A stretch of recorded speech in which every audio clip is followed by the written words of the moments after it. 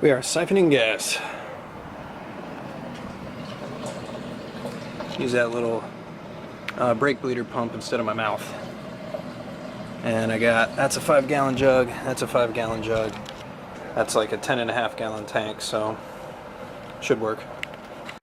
That was actually pretty easy, honestly, once I got the fuel siphoned out. That tank's light as shit. I had my brother-in-law here grab the other end, but honestly, it's pretty light. But this is what we're working with. Doesn't look like on the channels where the tank's at that there's too much stuff to worry about. Like, it just needs to be wire brushed off. This, though, this side's gonna suck because I just got my brakes bled, and now it looks like this has to come out.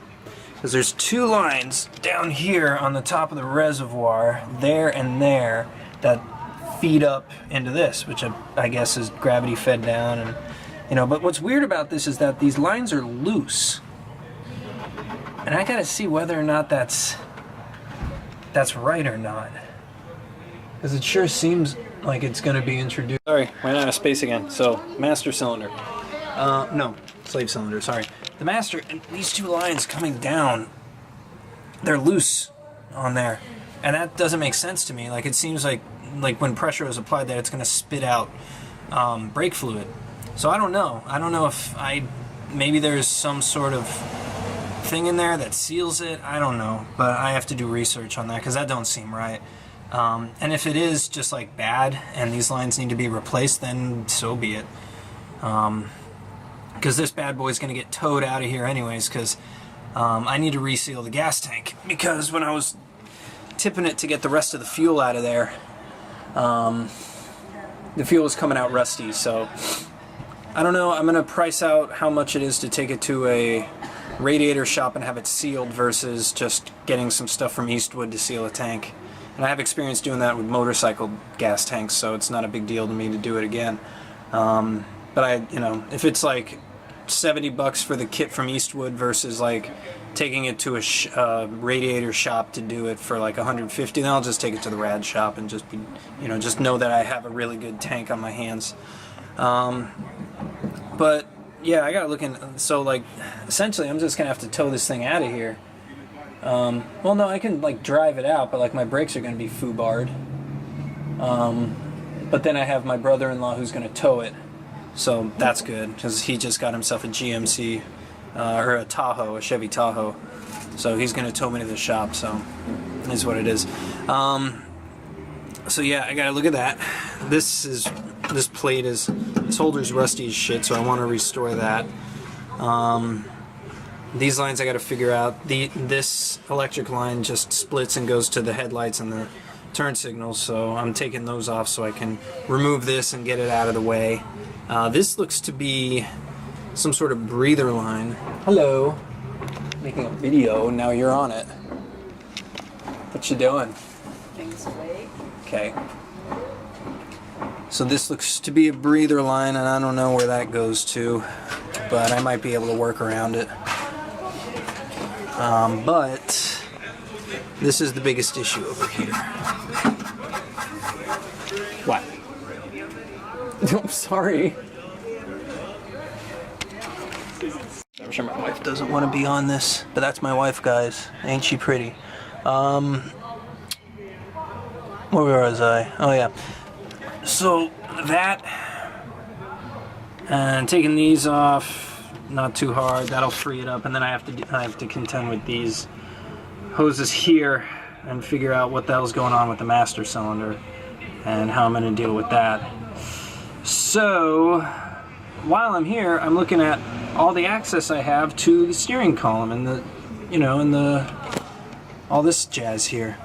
And I'm wondering, I need to look and see if it's worth just doing right now, because I have the space. Like this, I guess, rubber seal here that I guess dampens the steering. Or no, not dampen, but like I guess dampen the vibrations of the road.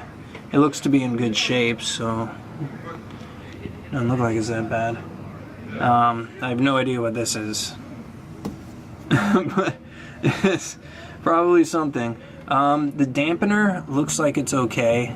This would be like the easiest to replace right now as of this moment. Dampener looks fine, but I mean, if it's cheap, then why not, right? What else? Filler cap. The filler hose, that all needs to be, like, I looked underneath there and like inside the fender, and that looks absolutely horrible. So replacing that whole system is probably not so bad of an idea. And looking over here to the fuel filler, this gasket was ripped, so that needs to be replaced. And in order to get that out, I have to take the neck out. So, and it seems like the easiest way to do it is just take this fender off, and then I got all sorts of room. And this is going to come off anyways before paint, so I might as well do it now. But yeah, all in all, it's like I don't have to do any sort of rust repair or any like body work. Like I just wire wheel it off and away I go. This is weird. This little bit right here, like this is absolutely eaten away. But I don't know, like it doesn't seem, I don't know, can I punch through it? Let me see. Let's see if I can punch through it. Yep, I can. Oh boy. Well, alright, I guess I am doing some welding here. Definitely have to now. So, I gotta see what's behind this. I don't really know what's behind it. But I'm gonna find out, that's for sure, because now this has gotta go. This seam is foobarred. So all this has to get cut out. Ugh.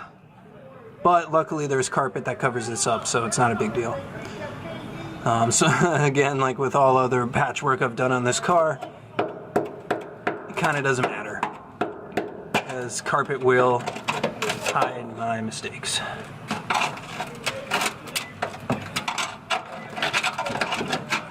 Wow. Great. I hate these things. I just had to cut them off.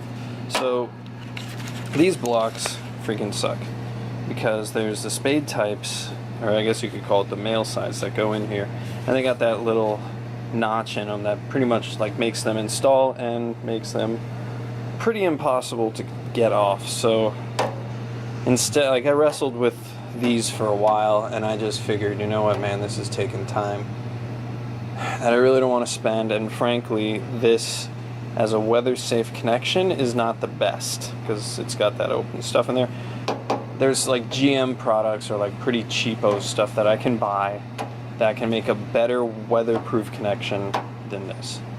There's been, what, 40 something years of progress. I can do a better job than that. So I just cut it. I don't really give a shit. It's taking up too much of my time. And I did the same over here with the ones coming from the main harness down to, which I assume this is the, where does this go? I assume, yeah, this goes to the master cylinder, so it's like the brake light switch and all that stuff. So what I'm doing is I'm just removing crap, because, well, this whole area needs to be actually painted the body color. With the carpet kit in here, it only really covers most of that, some of this on both sides, and then obviously the tank sits in there. So you're gonna see the color, and especially from here, like this bar in there in the wheel well, and then the, you know, the front apron portion. This is all needs to be painted. The body color. So I can't POR 15 it, but then I kind of can, because POR 15 also makes a primer that can sit on top of the POR 15, and then you can lay a top coat on that. But I can't bring this to the shop like that, because like I need to be able to, at some point I need to be able to drive this over to the guy and be like, hey, here's my car. Or maybe I can just have my brother-in-law tow it there to show the shop and be like, okay, here's what I want to do. Or maybe I don't even have to. Maybe I can just drop it off at the shop and be like, okay, here, go nuts. I don't know. I'll have to call them and see what they want to do. But now it's looking like what I thought would be a car that I could pretty much drive over to the paint shop. I don't think so. Specifically because I had to remove the paint or the brake fluid reservoir. So maybe I can talk to the shop and be like, okay, now it's a tow-in car. Like now it's not a drive-in car, now it's a tow-in car and a push car. Or maybe a push car with very little brakes.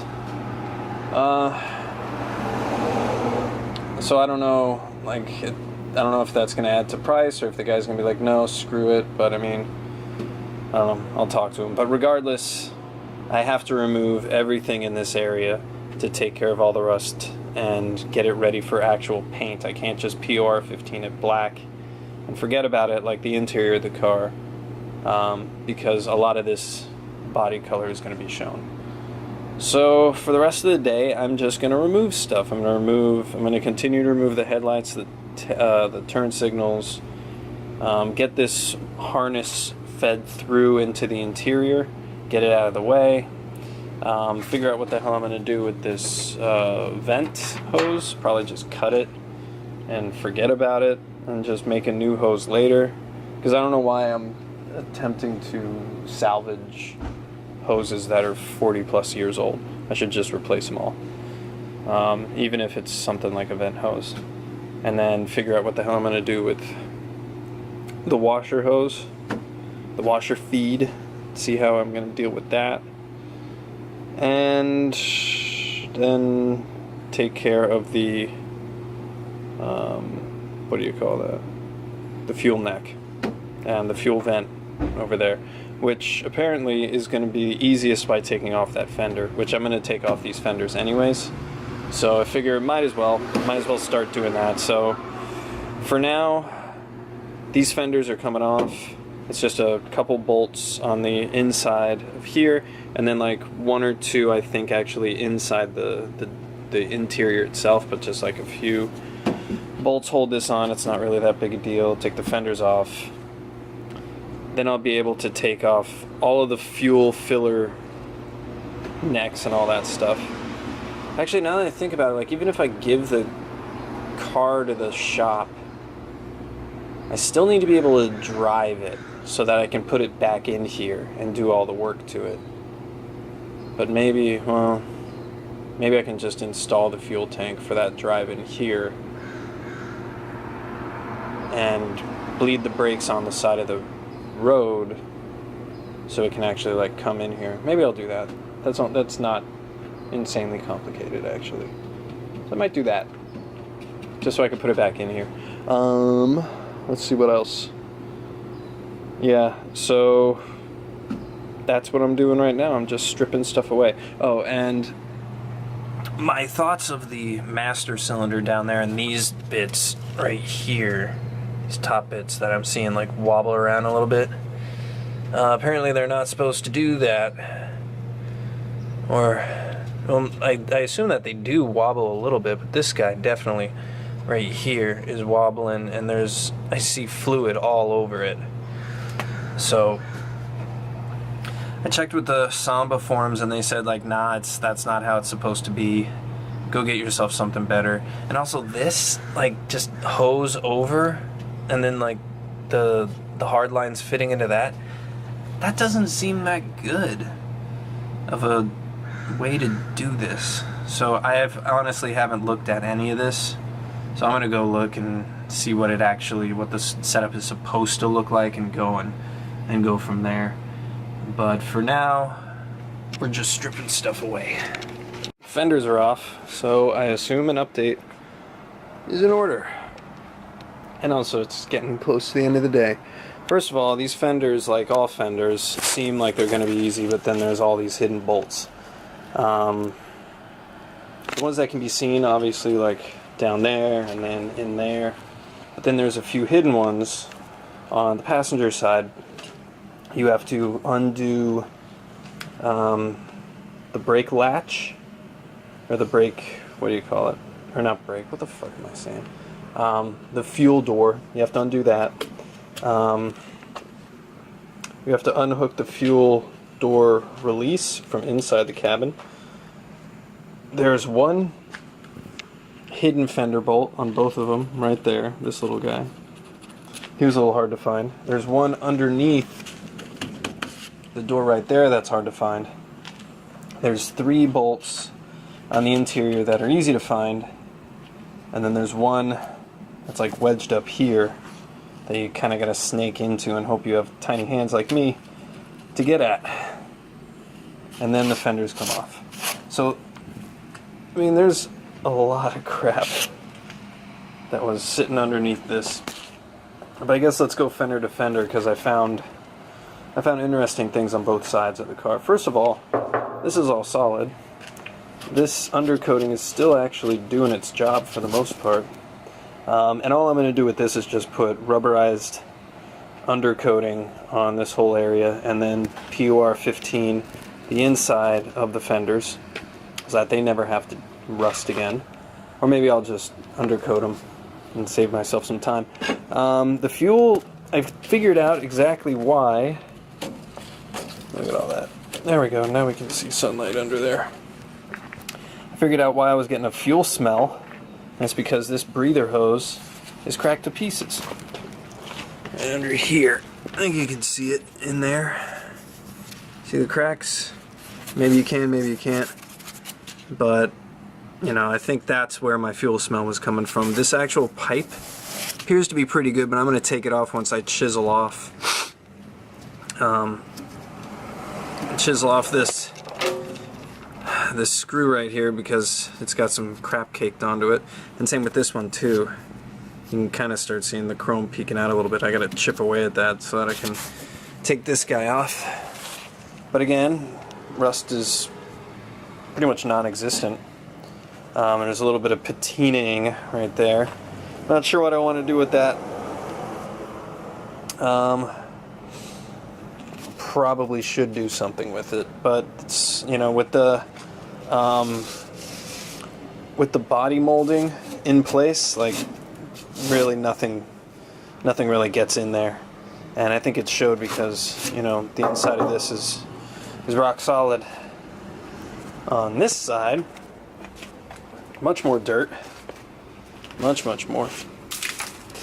And then this evap canister or whatever it is, I think I see it like goes from the vent tube, comes all the way around here, goes into here, so I'm assuming this is something to do with venting. I think it's just a charcoal canister, honestly, but oh, this is fun. I know when I take this off, it's just a bunch of crap's gonna just come off. Because I need to take it off, because first of all, the second I wiggled this line, it crumbled in my hands. And on the other side, wherever the hell this wire goes, there was never a connection here. It's just gone. So I need to trace that and figure out wherever the hell this goes. And hopefully, actually, you know what? No, let me make it easy on myself, and I'll just run a line, a hose from here to here, and just clamp it together. Why make it harder for myself when I got all this work to do? Actually, this might be where my fuel smell's coming from, because there was never a line here. So that's probably where my fuel smell's coming from. Either way, I think I got the fuel smell issue figured out. And now, with the fenders off, I can, you know, I'll do body work on them later. But with them off, like, now I can take the vent hose, or the whole vent system, and get that out of the way, get the filler neck out of the way. I can start getting this wiring harness out of the way, but there's two really itty-bitty tiny, actually I'm going to put that in there with all the other fender bolts. There we go.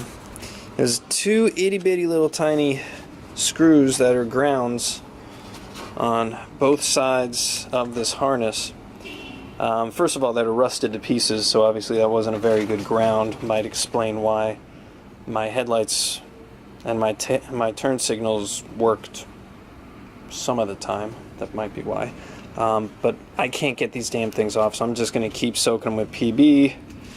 And I don't know, like I can't, they're too recessed in there that I can't put vice grips on it and try and move it. So I think other options are either keep hitting it with PB blaster and hope for the best, or maybe I have to wire wheel it down, weld some sort of little screw on top of that, and then and get it moving. These are all things that I can worry about later, because I think I'm done for the day. And this is a good place to leave it. So I'm just going to clean up my mess, because there's a lot of it.